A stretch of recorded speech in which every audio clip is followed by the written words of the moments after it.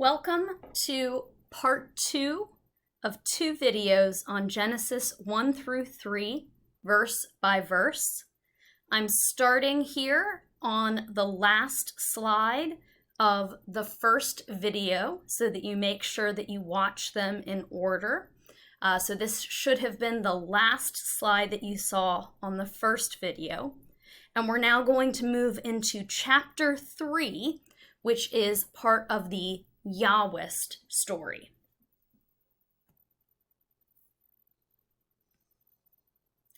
So in chapter 3, we meet some new characters. Of course, one of them is the talking snake.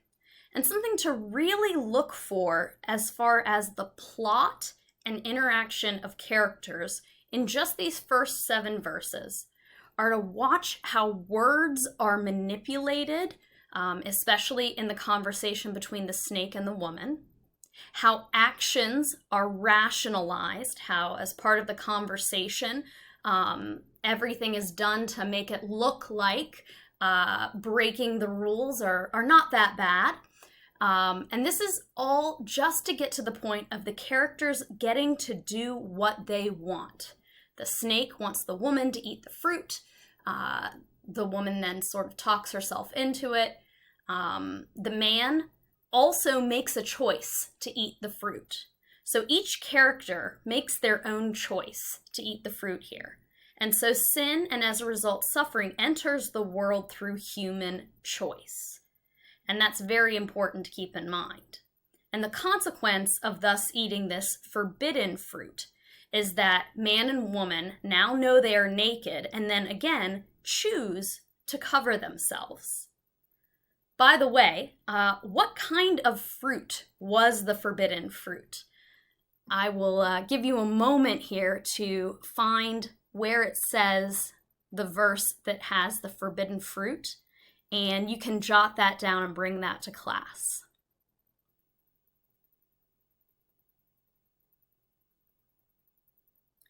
The church will later refer to these actions as something called original sin. Now, to be clear, nothing in the text calls this original sin, but you can find it in the footnotes. And this is a great example of how the Catholic Church really uses both scripture and tradition to pass along the faith. And so sometimes, if you're familiar with the faith, you might take parts of the tradition and assign them to the text, even if they're not directly written into the text.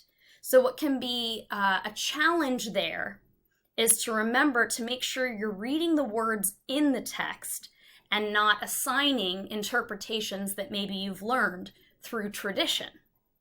It doesn't mean that we can't bring tradition to it, but you need to start with the text that's on the page.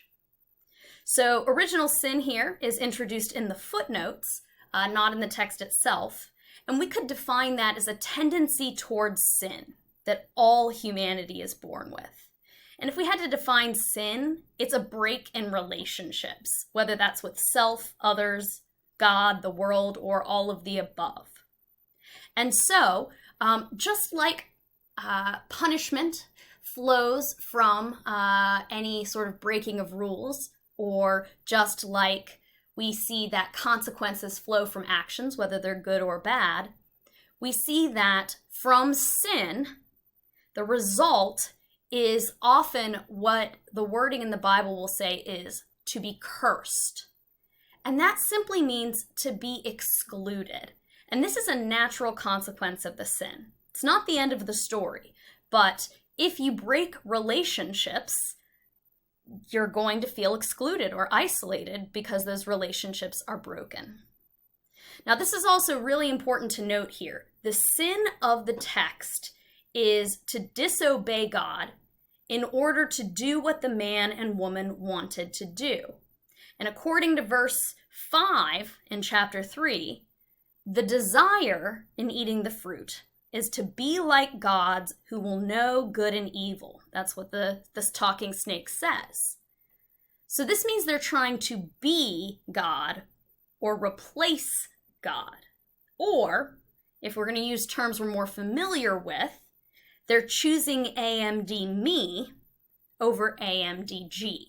That is the sin. And it's really important to note that. The sin is not just eating fruit, okay? Or else many of us would sin every single day, every time we, ate an apple or an orange or something like that. So the sin's not eating the fruit. The sin is the choice of self over God. The choice to try and replace God and be one's own God. Really important to note that here. So coming from our act of sin, we move to the blame game. And this is really important to attach to our lives today. We know that we make mistakes. We know we're not perfect, but we always have choices. And if we've made the wrong choice to somehow sin and break relationships with others, our choices don't end after that. We still have a choice of how to respond to the sin. So when God is walking in the garden, and I want to point out here a vocab word. It's a long one, anthropomorphic. And what that means is having human characteristics. So you'll notice that in the attempt to understand God, humans will often use human characteristics to describe God. God is, of course, beyond all our understanding. So when we try to describe God, that can tell us something about God, but never everything about God.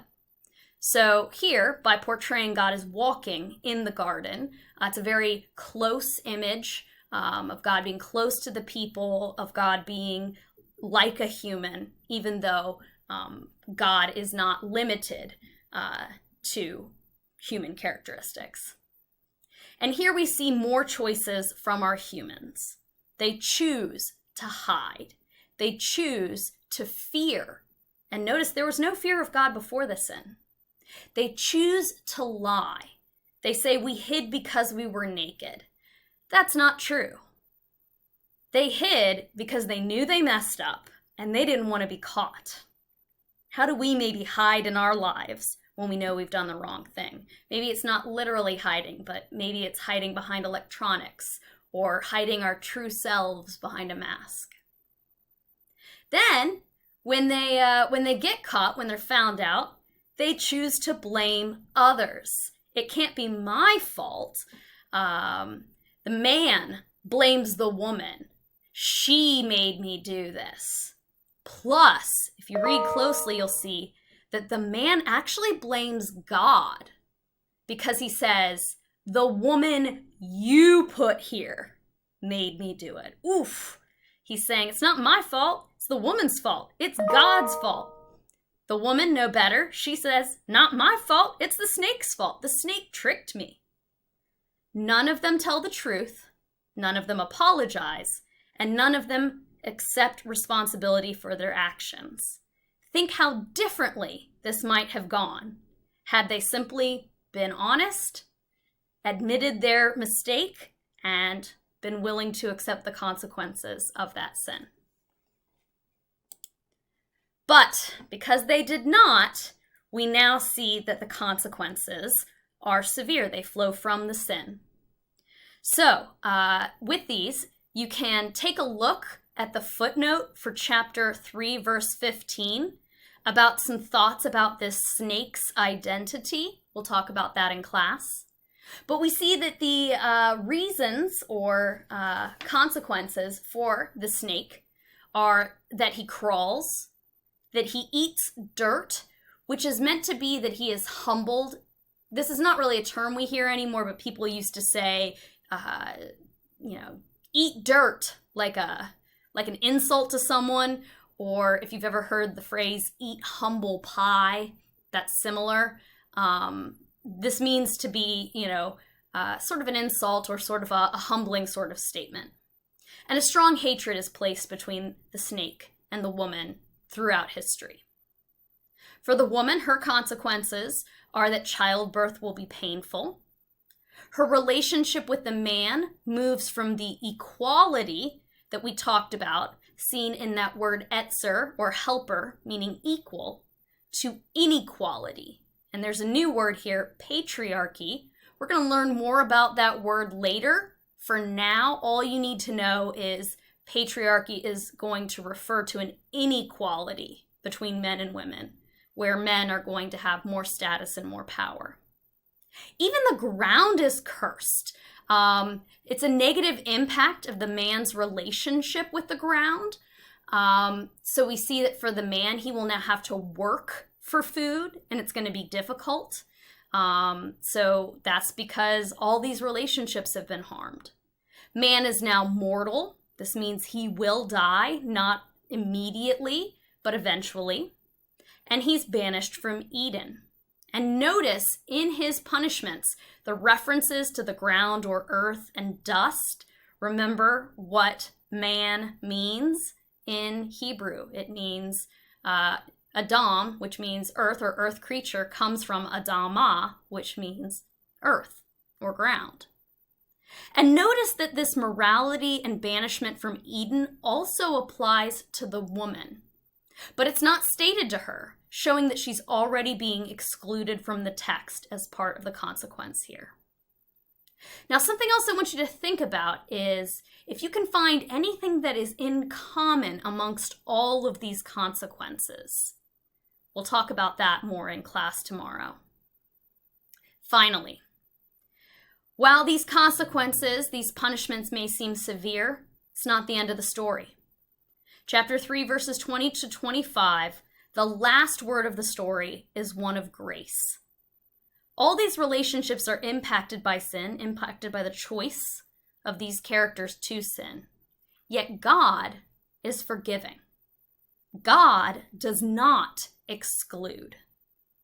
So while there are consequences for sin that can't be ignored, otherwise everyone would just sin all the time without acknowledging the consequences, we do still see grace in the two hope-filled moments at the end. One is when we have our first naming of a human being, when man names woman Eve. That means mother of all living, and names are very significant, still today, but definitely in Scripture. And so that positive name, mother of all living, is showing a positive future for her. And God gives them clothes, and this is sort of a peace offering, saying, yes, you're going to go out into the difficult world, but I'm going to give you some protective garments to help you.